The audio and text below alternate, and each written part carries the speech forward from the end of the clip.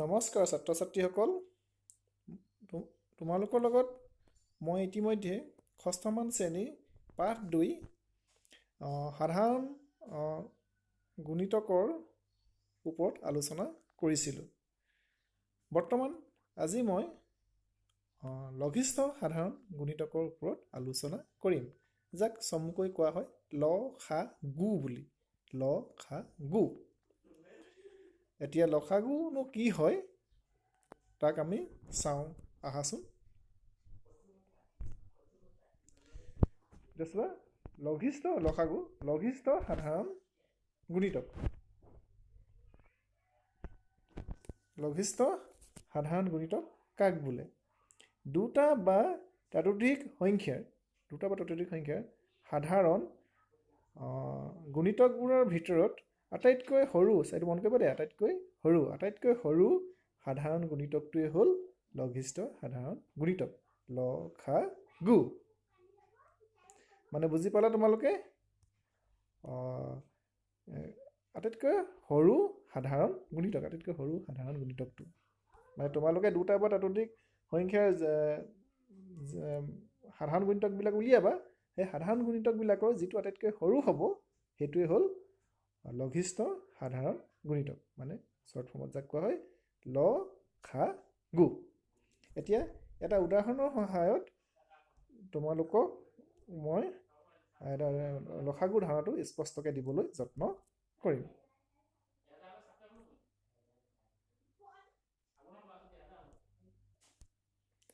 এতিয়া তোমালোকে চোৱা,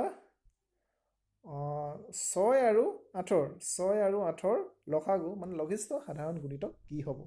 প্ৰথমতে তুমি উলিয়াই লোৱা 6 গুণিতক। 6 গুণিতক কি হ'ব? 6 গুণ 6, 6 দুগুণ 12, 6 তিনি গুণ 18, 6 4 গুণ 24, 6 5 গুণ 30, 6 6 গুণ 36, 6 7 গুণ 42, 6 8 গুণ 48।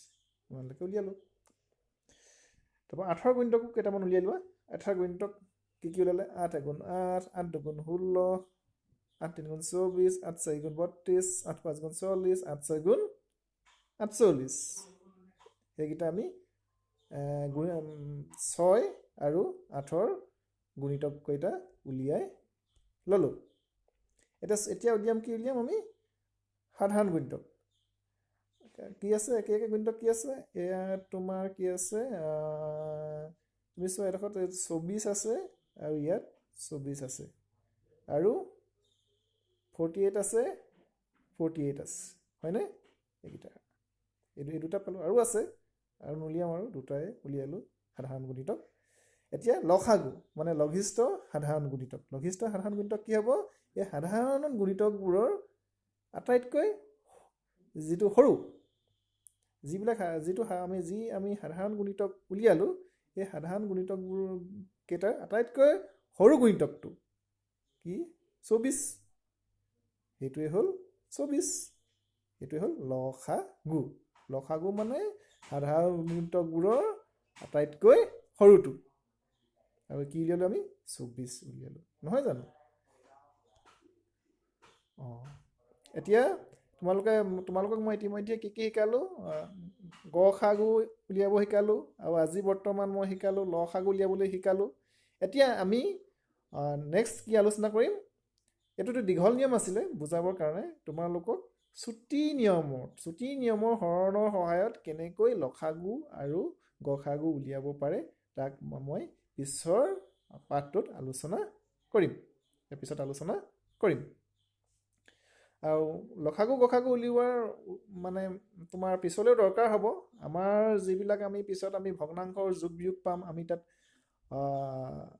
লসাগু উলিয়াব লাগিব। গতিকে লসাগুটো এটা ইম্পৰ্টেণ্ট টপিক হয়।